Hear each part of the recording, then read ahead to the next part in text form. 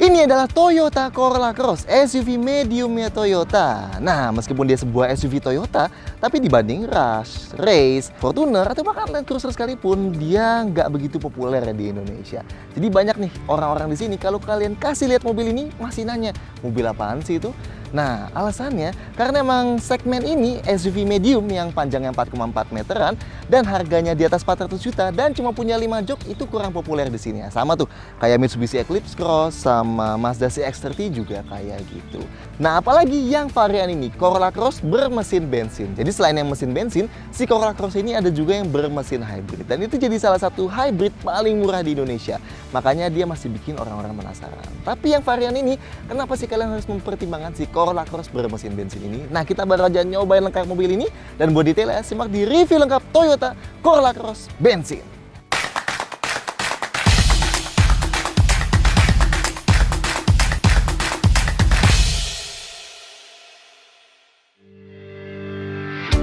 Satu, varian dan warna. Corolla Cross di Indonesia ada dua varian, gasolin dan hybrid. Sesuai namanya, yang gasolin itu pakai mesin bensin aja, yang hybrid itu campuran mesin bensin dan motor listrik.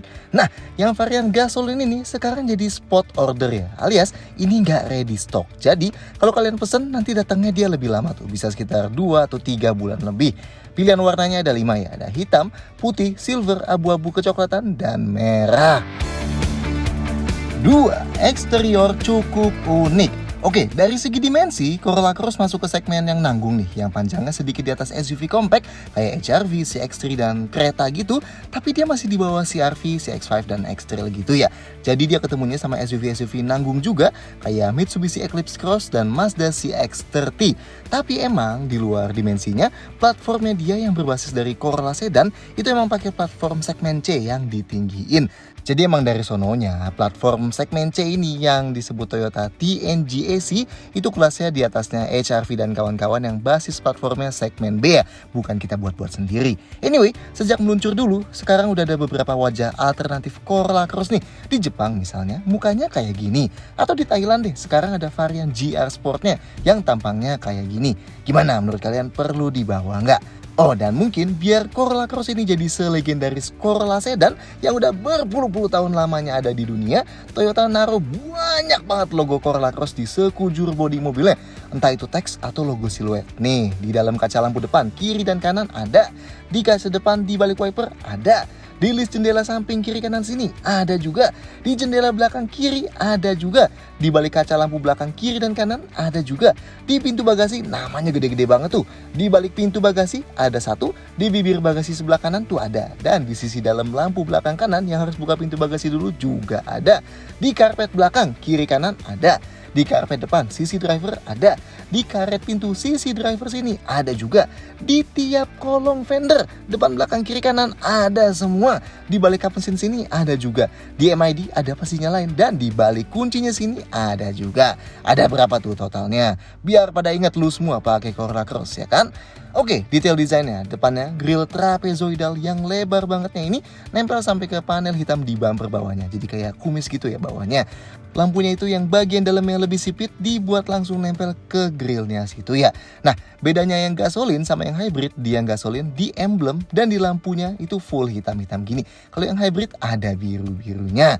Detail lampu depannya, yang depan full LED nih. DRL dan lampu kecil LED, lampu besar dan lampu jauhnya proyektor LED yang sama, lampu sein LED dan bahkan fog lampnya juga LED. Nice!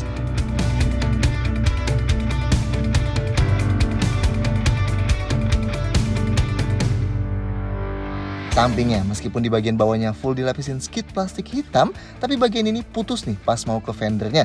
Jadi, tuh cladding hitam yang di fender depan dan fender belakang gak langsung tersambung dengan yang panjang di bawah itu ya. Dan chrome di window liningnya di sini adanya di bagian atas jendela, bukan di bawah kayak kebanyakan mobil.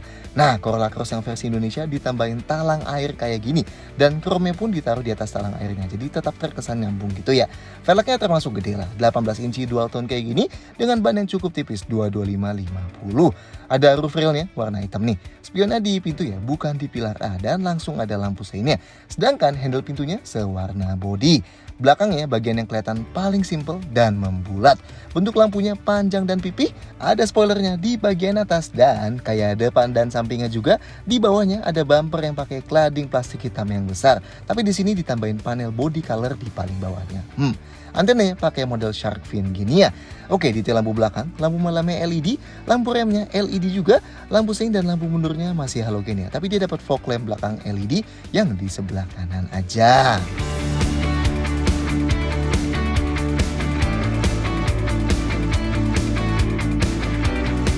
Hingga interior mirip sedan. Kalau kalian udah pernah lihat interiornya Corolla Sedan alias Corolla Altis, kalau di sini surprise interiornya Corolla Cross mirip banget sama itu. Yang bedain paling pola jahitan di tengah dashboard itu, yang di Corolla Cross ini lebih lurus, dan di bawah kontrol AC juga agak beda ya. Di Cross kelihatan tegak banget gini. Nah, meskipun gak ada ambient light yang modern, yang gede-gede, tapi ada ambient light remang-remang lah yang ngasih feel sedikit lebih asik di malam hari ini. Selama tuas transmisinya ada di P ya. Pertama ada di lubang bawah fascia tengah ini yang paling kelihatan jelas. Terus ada di cup holder tengah, dan ada di pintu sini yang redup banget kecuali kalian lihatnya dari bawah ya. Nah, meski kebanyakan tombol ada backlightnya, tapi sayang nih yang di pintu ini cuma kontrol spion dan jendela driver aja yang ada backlightnya. Lainnya gelap ya. Pemakaian bahannya cukup oke lah. Dashboard paling atas emang plastik keras, tapi yang di tengah sini dikasih soft touch yang ada jahitan kulit kayak gini. Tapi yang paling kanan ini plastik ya, jadi dia cetakan aja tuh ala-ala jahitan. Di pintu depannya pun bagian atasnya soft touch yang udah dikasih jahitan-jahitan juga. Di bawah-bawahnya plastik kecuali di sandaran tangannya. Yang di pintu depan juga kayak ada handle besarnya gini ya, tapi ini plastik. Nah, pintu belakangnya paling bedanya dia nggak ada handle besarnya aja kayak di depan. Tapi bahan-bahannya sama sih, atasnya soft touch dengan pattern jahitan dan bawahnya baru plastik. Yang kurang kita suka, head unitnya ini mau yang dari Thailandnya langsung atau yang versi Indonesia itu sama-sama ada gundukannya kecil gini nih di belakangnya. Beda ya sama versi Amerika yang belakangnya rata gitu kayak tablet beneran gini. Setirnya, lingkarnya udah dilapis kulit nih. Sedangkan joknya, model yang di depan cukup keren soalnya tinggi gini, supportnya jadi full sampai pundak atas. Nggak kayak di model-model Toyota sini yang lebih murah gitu ya. Bahannya juga udah dilapis kulit yang ada motif perforated di tengahnya dengan jahitan putih di pinggirnya. Sedangkan jok belakangnya kayak gini nih, full dengan 3 headrest adjustable dan armrest tengah. Sama ya, motif ada perforated di tengah kiri kanannya dan ada jahitan-jahitan putih juga. Tapi gimana rasanya duduk di sini? Buat masuk ke depan, pintu depannya termasuk berat nih. Bukannya juga lebar dan pintunya nge-cover sampai bagian bodi paling bawahnya. Jadi kalau mobil habis kotor-kotoran, bagian dalamnya ini nggak ikut kena kotor ya. Jadi pas kita keluar masuk, kaki kita nggak gampang kepeper kotornya. Nice! Buat napak ke dalamnya termasuk cukup tinggi ya, kayak SUV medium lainnya. Tapi nggak sampai nyusahin. Oke, posisi duduknya jelas lebih tinggi dibanding Corolla Altis lah ya. Ini kita dapat feel yang agak tingginya ala SUV medium lain juga. Tapi dia jelas nggak setinggi SUV leather frame kayak Fortuner yang emang lebay banget gitu tingginya ya. Visibilitasnya luar biasa baik nih. Ke depan berasa luas banget, pilar A-nya juga termasuk tipis dan karena spionnya ada di pintu, jadi ngurangin drastis blind spot ke depan kanan kiri ya. Pengaturan jok driver yang varian gasolin sayangnya manual, slide recline dan bisa dinaik turunin ketinggiannya. Nah yang hybrid baru deh elektrik 8 arah, sayangnya yang bensin gak gini juga. Sedangkan yang penumpang manual ya, slide dan recline aja. Headrestnya hanya bisa naik turun aja, tapi enak nih posisinya udah termasuk maju, jadi buat sandarin kepala kita pas nyetir, kepalanya nggak perlu ngedanga sama sekali. Headroomnya cukup aman lah meskipun ada sunroofnya. Nah, buat sandaran tangan di tengah udah dilapis kulit gini, tapi agak tipis ya, nggak terlalu empuk jadinya. Ini bisa kita geser maju mundur nih, jadi enak kita bisa sandarin tangan kita sambil pegang setir kayak gini. Nice, yang di pintu juga udah dilapis kulit juga ya, dan sama sih kayak di tengah agak tipis, nggak terlalu empuk jadinya. Seatbeltnya bisa diatur naik turun nih, nice. Setirnya selain tilt bisa teleskopik juga ya, yang cukup jauh posisinya. Sandaran kaki kiri driver ada gundukan dan ada pad plastiknya. Oke, detail lain di depan, lampu kabin di depan ada 2 nih, halogen tapi ya. Pegangan tangan plafon ya, selain di sisi penumpang depan, di sisi driver juga ada. Sun visornya di kedua sisinya ada card holder di luar gini, dalamnya sama-sama ada kaca yang bisa ditutup buka dan ada lampu halogennya juga. Oke, sekarang kita ke belakang. Pintu belakangnya sedikit lebih ringan dibanding yang di depan, tapi masih cukup oke lah. Sudut bukanya juga masih termasuk luas dan karena atapnya nggak nukik aneh-aneh, jadi kepala kita nggak perlu nunduk-nunduk masuknya. Posisi duduk di belakang sini jelas lebih tinggi dibanding di depannya. Sudut paha kita naik sedikit banget aja, tapi kalau kakinya kita selonjorin banget ke depan masih nggak masalah lah. Nah, jok ini nggak bisa kita geser maju mundur. ruang kakinya jadi fix ya, segini. Sebenarnya cukup luas, tapi ini lebih ke trik sih. Karena coba lihat deh, bentuk jok depannya ngebengkok banget kayak gini. Jadi meskipun ruang kaki kita luas, tapi misalnya kalian pakein car seat tuh yang ngadepnya ke belakang, itu feeling jadi nggak seluas itu. Karena bakal cepet banget nabrak atasnya ke jok depan. Nah, ruang gerak sepatu kita termasuk aman banget nih, meskipun jok depannya udah kita turunin banget. Nah, ketiga headrestnya adjustable ya, bisa dinaikin rata semua gini. Ruang kepalanya juga secara mengejutkan masih luas banget loh di belakang sini, not bad. Nah, sudut rebah jok belakang sini bisa diubah ke dua posisi ya. Satu yang agak tegak gini, meski ini juga sebenarnya nggak tegak-tegak banget sih. Dan satu lagi yang sedikit lebih rileks kayak gini. Buat sandaran tangan di pintu kayak di depan nih. Dilapis kulit tapi agak tipis, jadi nggak empuk-empuk banget juga. Di tengah ada armrestnya, nah yang ini baru empuk. Oke, kalau mau duduk bertiga, napak ke tengahnya kakinya harus ngelipet banget karena konsol tengahnya ini mundur banget ya. Dan kaki kita harus ke kiri kananan juga nih karena di tengah lantainya ada gundukannya juga. Dudukan jok tengahnya sedikit lebih tinggi dan lebih keras dibanding kiri kanannya. Sandaran belakangnya ini lebih maju dan jauh lebih keras ya karena ada armrestnya tadi. Tapi karena ada headrestnya dan ruang kepalanya masih aman, jadi masih oke lah duduk di tengah sini. Dan seatbelt di tengah sini juga 3 titik yang langsung dari joknya ya. Oke, detail lain di belakang ada tambahan lampu kabin lagi nih, 2 kayak gini, halogen juga tapi ya. Pegangan tangan plafon kiri dan kanan sama-sama ada gantungan bajunya juga nih, nice. Ada ventilasi AC juga buat belakang sini, jadi nggak usah nunggu angin dari depan. Tapi dia kontrolnya tetap dari depan ya. 4. Fitur biasa aja. Dibanding Eclipse Cross yang punya penghangat jok dan head-up display atau si X30 yang punya head unit canggih dan instrumen cluster digital, fitur di Corolla Cross ini apalagi yang varian bensin ya termasuk biasa aja. Paling yang canggih di sini ini nih, meskipun di switch jendelanya nggak ada tulisan apa-apa, tapi ternyata keempat jendelanya auto up down semua loh. Jadi sekali sentuh aja bisa full naik atau full turun. Oke lah. Lanjut, AC-nya dual zone auto climate control, jadi suhu penumpang depan dan suhu driver bisa dibedain. Suhu paling dinginnya 17,5 derajat Celcius dan paling panasnya 32 derajat. Ada tombol ini nih, ini bisa matiin angin ke ventilasi belakang. Jadi AC-nya bakal nyala di ventilasi yang depan aja. Dan ada mode Eco buat bikin AC-nya lebih fokus ke irit. Misalnya, kecepatan kipasnya sedikit dikurangin gitu. Nah, kedua mode ini emang bakal lebih efektif di yang hybrid aja sih ya. Tentunya ada defroster kaca depan dan defogger kaca belakang juga. Lampunya otomatis ya, yang kayak kebanyakan model Toyota nggak ada off-nya nih, langsung auto gini. Nggak ada welcome light sayangnya, tapi ada follow me home. Jadi kalau mesinnya kita matiin dan tuas high beam kita cetekin, lampu jauhnya bakal tetap nyala beberapa detik setelah kita keluar dan kita kunci biar tetap nerangin jalan kita dulu. Yang asik, wipernya juga otomatis nih, not bad. Kuncinya kayak gini, bedanya yang hybrid ada biru-birunya dan yang hybrid ada tombol tambahan buat buka bagasi elektrik ya. Ini ada passive keyless entry-nya, jadi kalau mobilnya dikunci, remote-nya tinggal dikantongin aja, deketin mobilnya dan grab bagian dalam handle pintunya. Nanti kuncinya kebuka dan spionnya sekaligus kebuka juga. Buat kunci lagi tinggal tap aja alur ini di handle-nya ya. Dan spionnya nanti juga bakal nutup juga. Nah, spion otomatis kebuka tutup ini bisa tinggal kita set aja sih di switch sini. Tentunya ada tombol start stop mesinnya. Dan yang hybrid warnanya biru kayak gini ya. Inputnya di head unit ada satu USB port, di balik laci konsol tengah ini yang gasolin ada satu power outlet dan satu USB port, sedangkan yang hybrid adanya power outlet aja. Nah, di belakang yang varian gasolin gak ada tambahan lagi ya. Kalau yang hybrid ada 2 USB port. Setirnya di sebelah kiri ada tombol pengatur MID, volume dan teleponi plus voice command. Yang sebelah kanan ada cruise control dan buat next track-nya. Head unitnya layar sentuh 9 inci, punya Toyota Indonesia sih ini, yang ada gundukannya di belakang dan gak ada tombol fisikalnya. Adanya tombol kapasitif di sebelah kanannya. Kita bakal dikasih tahu tanggal dan ganjil genap nih pas kita nyalain mobilnya. Ada NFC-nya buat cek saldo e-money, tapi ingat ya, ini cuma bisa mandiri e-money aja, flash batch-nya nggak bisa. Ada Apple CarPlay dan Android Auto pakai kabel. Jadi kalau kita colok HP kita, nanti bisa muncul gini di layarnya. Jadi lebih enak buat pakai Apple Music, Spotify, Google Maps, Waze, dan lain-lain. Ada beberapa aplikasi mirroring juga sih, kayak Smart Device Link, Miracast, dan Notify. Tapi nggak ada yang sebaik CarPlay atau Android Auto lah, jelas. Ada M Toyota buat beberapa info emergency Toyota sini. Medianya bisa putar dari Bluetooth dan USB. Dan yang menarik di settingsnya paling ada auto levelizer yang bisa otomatis kencengin volume pas mobilnya jalan tambah kenceng dan sebaliknya. Sisanya standar lah. MID-nya sayang nih, yang layar full TFT kayak di varian atas Thailand atau di Altis nggak dibawa ke sini ya. Ada MID TFT LCD kecil di kanan sini aja sih paling. Ada indikator pintu individualnya, temperatur luar ada di paling atas, indikator gigi, odo trip A, trip B, dan brightness di bawah semua ya. Info tengahnya ada speedo digital dan sisa jarak berkendara, konsumsi BBM real time dan rata-rata, indikator eco, terus di sebelah kanannya ada indikator buat safety sense, tapi karena nggak ada, jadinya indikator cruise control aja kalau yang di sini. Di kanannya lagi ada trip meter dan waktu berkendara, dan kalau di hybrid sekaligus ada detail status hybridnya ya.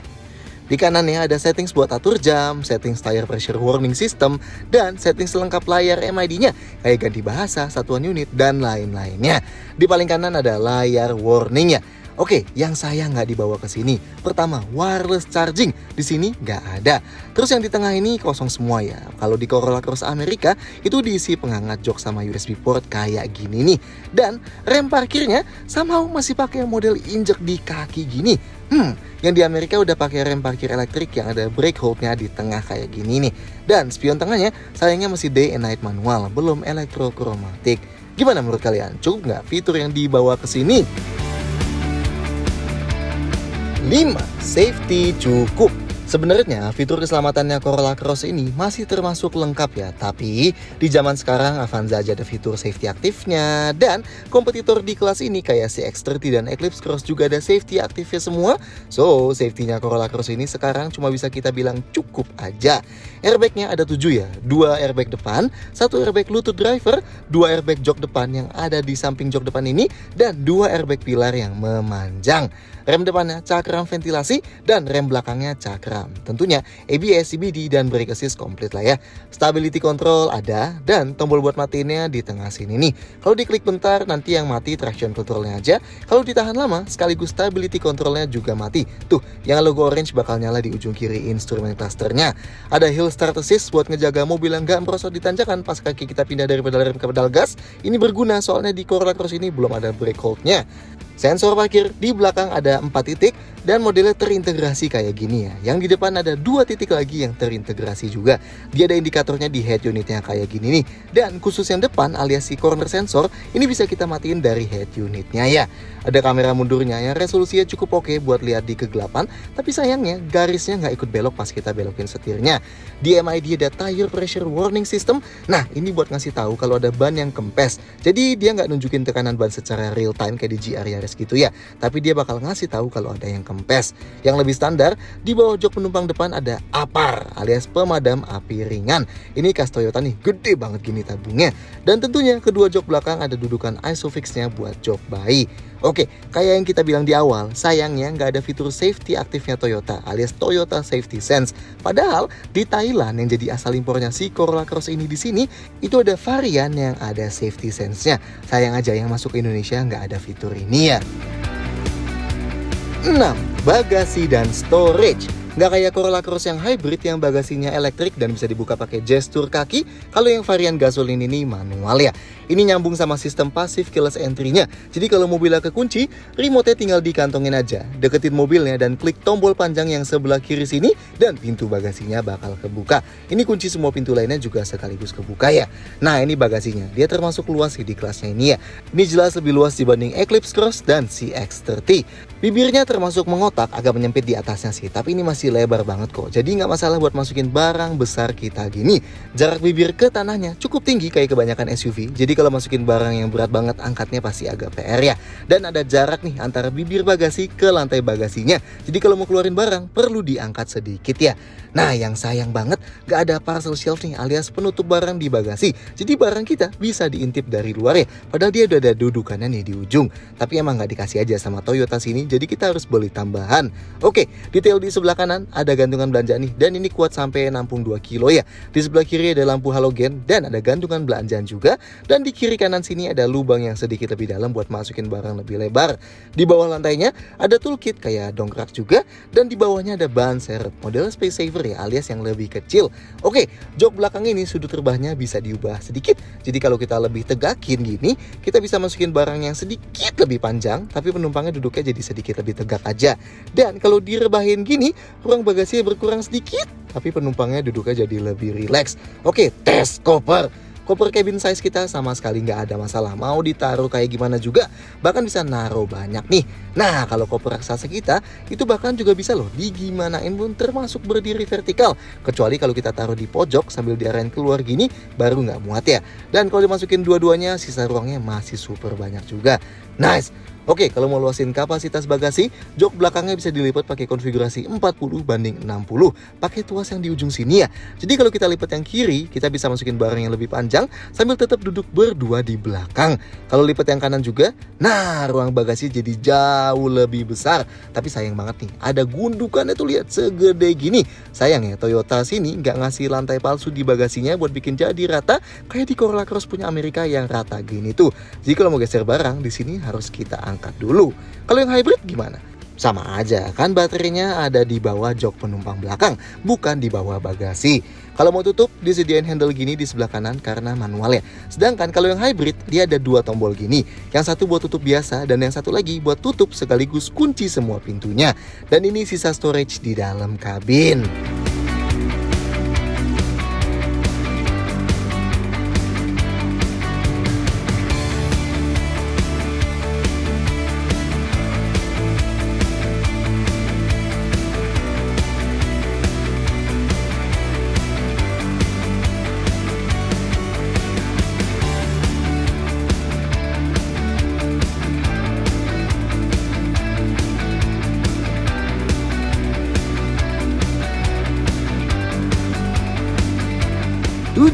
Bensin dan hybrid.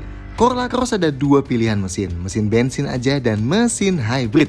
Yang hybrid dulu ya, hybrid ini maksudnya ada mesin bensin yang ditenagain sama bensin dan motor listrik yang ditenagain baterai.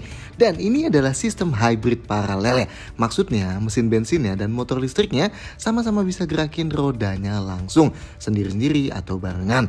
Ingat ya, jadi ini beda sama hybrid series di Nissan Kicks yang bisa gerakin bannya langsung, itu cuma motor listriknya doang. Dan baterai besarnya ini hanya bisa di-charge oleh mesin bensinnya aja. Jadi kita nggak bisa tuh colok charger langsung buat charge baterainya doang. Jadi ini beda ya sama plug-in hybrid kayak di Outlander PHEV yang bisa charge baterainya langsung, yang ukurannya emang lebih gede juga. Nah, mesin yang hybrid 2ZR FXE. Ini kombinasi mesin bensin 1800 cc yang tenaganya 97 HP dan torsinya 142 Nm. Motor listriknya bertenaga 71 HP dan torsinya 163 Nm. Tenaga gabungannya 120 HP atau 122 PS. Baterai buat tenagain motor listriknya sembunyi di bawah jok penumpang belakangnya yang jenisnya nickel metal hydride.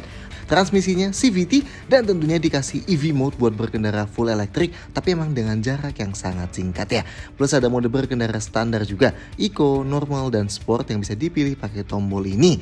Nah, yang varian gasolin mesin bensinnya 2ZR FE, jadi nggak ada X di tengah FE-nya. Ini mesin yang sama sih kayak yang dipakai di Altis baru dan Altis sebelum ini juga. 1800 cc juga, tenaganya 138 HP atau 140 PS dan torsinya 172 Nm. Transmisinya CVT ya, yang ada simulasi mode manual 7 percepatan yang dimasukinnya dengan geser tuas transmisinya ini. Tapi nggak ada mode berkendara di varian yang gasolin ini. Keduanya penggerak roda depan ya, kayak tiap kompetitornya di sini. Nah, meskipun tenaga Corolla Cross gasolin lebih gede dibanding yang hybrid, tapi torsi instan motor listriknya emang bikin akselerasinya jadi lebih cepat. Sedangkan kalau dibanding kompetitor kayak Eclipse Cross atau CX-30, tenaga dan torsi Corolla Cross ini emang jadi yang paling kecil. Nah, kita ngetes lengkap yang varian gasolin ini ya. So, gimana performanya? 0-100 km per jam butuh 11,5 detik. Ini emang jauh banget di bawah Eclipse Cross dan masih di bawah CX-30 juga. Ya wajar sih, tenaganya emang masih di bawahnya dan di sini kan juga nggak ada bantuan turbo gitu ya. Kecepatan maksimalnya hampir sampai 190 km per jam. Not bad sih sebenarnya buat 138 HP. Tapi yang penting gimana rasanya kalau dipakai sehari-hari. Nah, ini justru menurut kita daily drivable banget. Tarikan awalnya termasuk agresif, mirip-mirip lah kayak mesin yang pakai 2ZR FE ini juga, kayak dari Altis generasi sebelum ini dan CHR juga. Jadi karena CVT-nya itu jadi dia bisa halus di awal juga, tapi enaknya pas kita bejek bisa langsung lebih galak di awal juga. Jadi beda nih sama CVT-nya Honda yang agak sulit buat dapat galak di awal ya. Nah ini enaknya di jalan yang banyak stop and go-nya kayak di macet-macet gitu, jadi enak banget buat nempel-nempel mobil depan gitu ya. Pas nambah kecepatannya pun menurut kita juga asik, karena CVT jadi nggak ada perpindahan gigi alias halus seiring nambah kecepatan.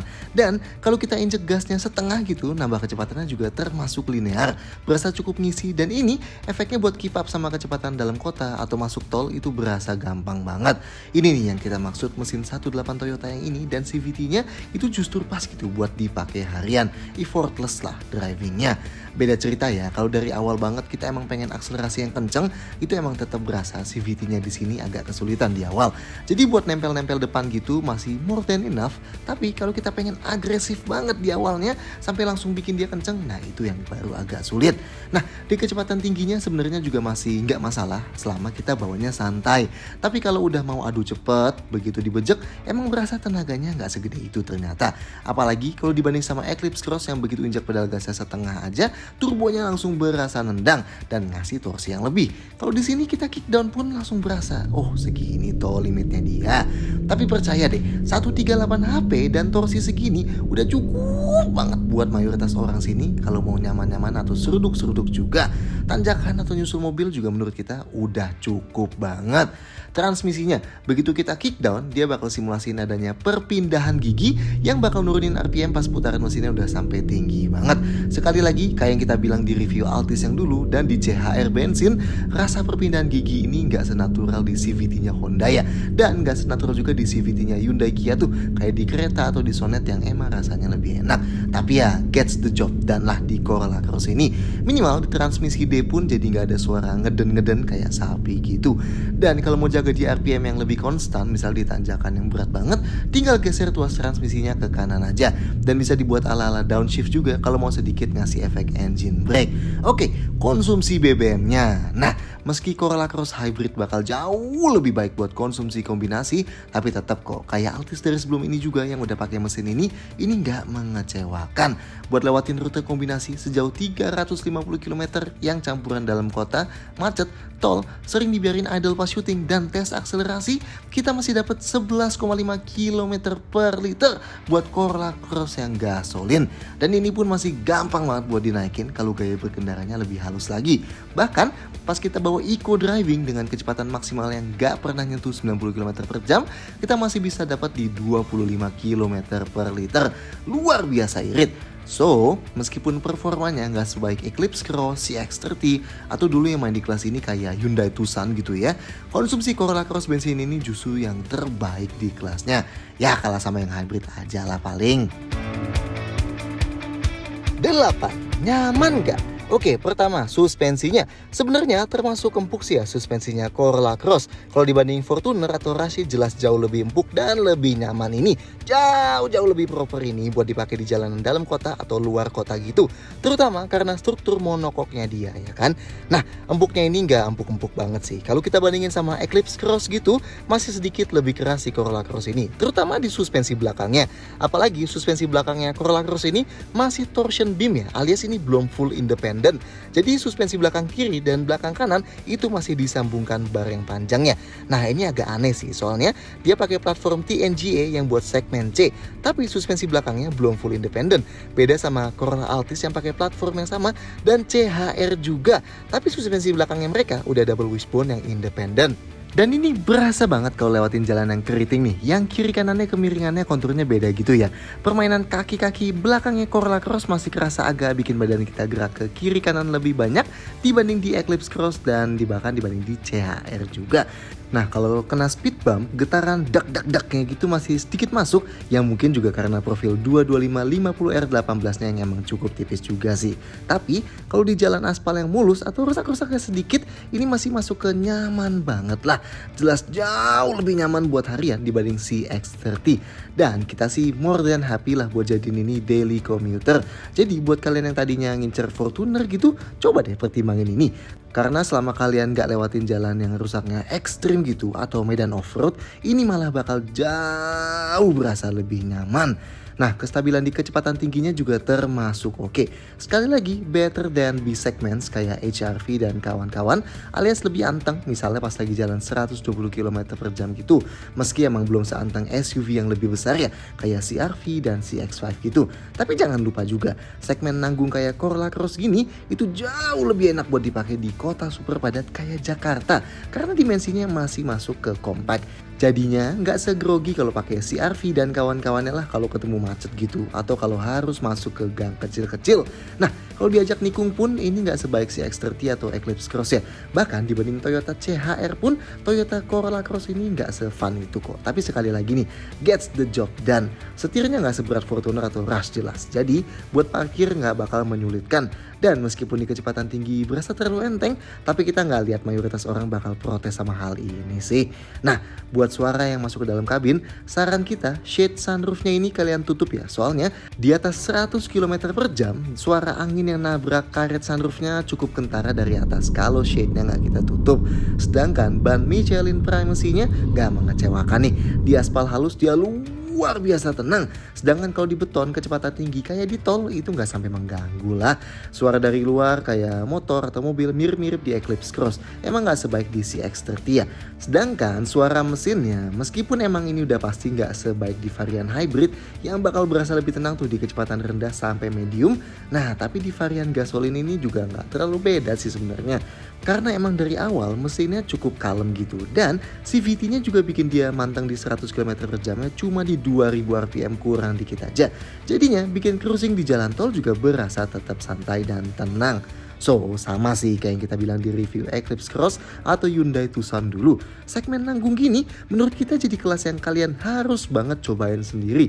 Karena kenyamanan dan kestabilannya lebih baik dibanding SUV-SUV compact yang super populer di Indonesia. Dan kepraktisannya gak semenyulitkan SUV-SUV yang lebih besar. Itu pun masih dengan ruang bagasi yang cukup besar dan ruang penumpang yang cukup luas juga.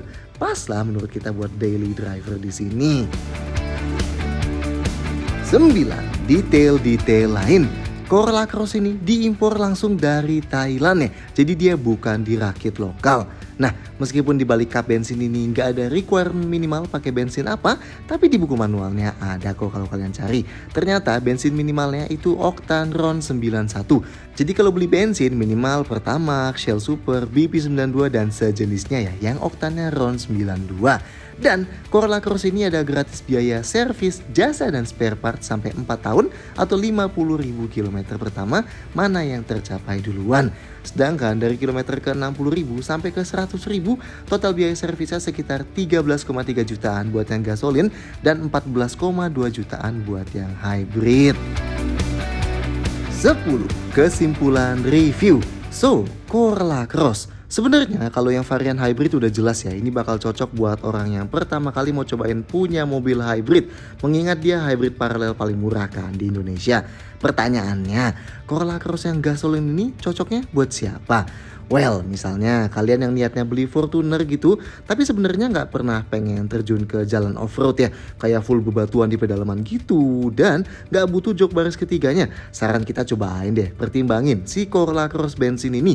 Karena buat pemakaian di jalanan beraspal, Corolla Cross jauh lebih nyaman. Mesin bensinnya juga halus banget, dan kalau kalian tadi yang ngincer diesel karena irit, ini juga termasuk irit banget kok. Sedangkan kalau ditanya, kenapa mending ambil varian gasolin ini dibanding yang hybrid? Kita tahu kok di sini masih banyak yang nggak percaya sama ketahanan baterai dan sistem kelistrikan.